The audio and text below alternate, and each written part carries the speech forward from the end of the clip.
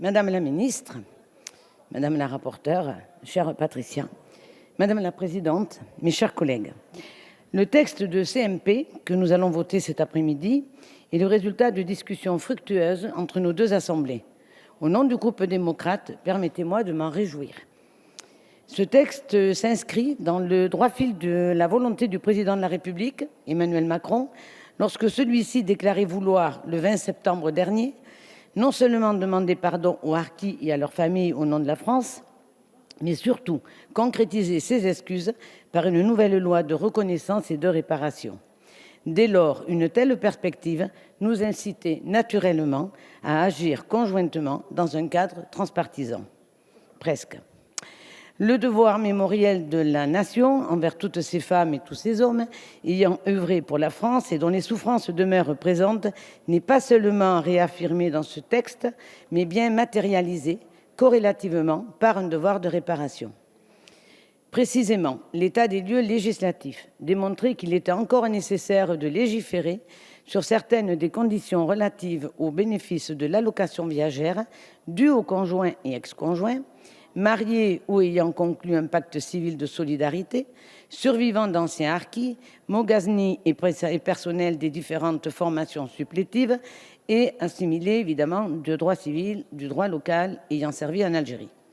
Sur ce point précis, nos deux chambres ont saisi l'importance de s'accorder sur la possibilité pour ces derniers de conserver le bénéfice d'une telle allocation, malgré une demande tardive ou une absence de dépôt de dossier.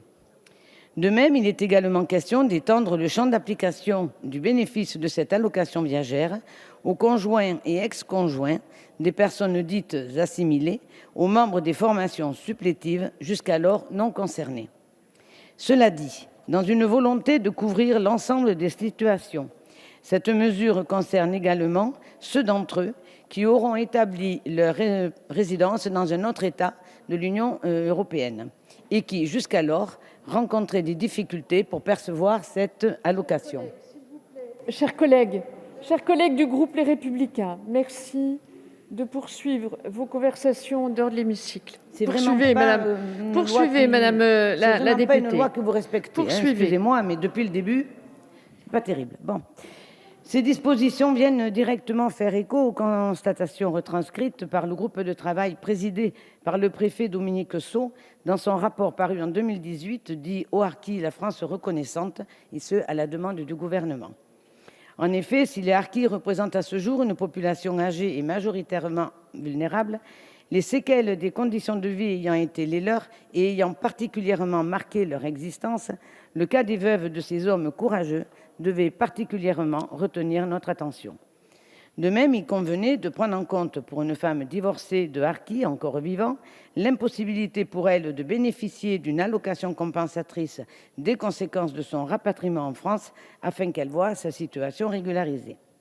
Pour toutes ces raisons, je suis d'autant plus satisfaite de la version finale du texte adopté par la commission mixte paritaire, fruit d'un véritable débat parlementaire entre nos deux assemblées. La promulgation d'une telle loi doit être une fierté pour nous tous. Par ces nouvelles dispositions, elle vient répondre à une attente et un espoir de la part des harkis et de leurs familles, particulièrement des jeunes générations, de voir acter l'enseignement et la mémoire d'une histoire qui est la leur dans une journée de commémoration nationale désormais établie chaque 25 septembre. Vous l'aurez compris, le groupe Mouvement démocrate et démocrate apparenté votera ce texte avec enthousiasme. J'en profite pour vous remercier, Madame la Ministre et Patricia, pour cet engagement. Merci.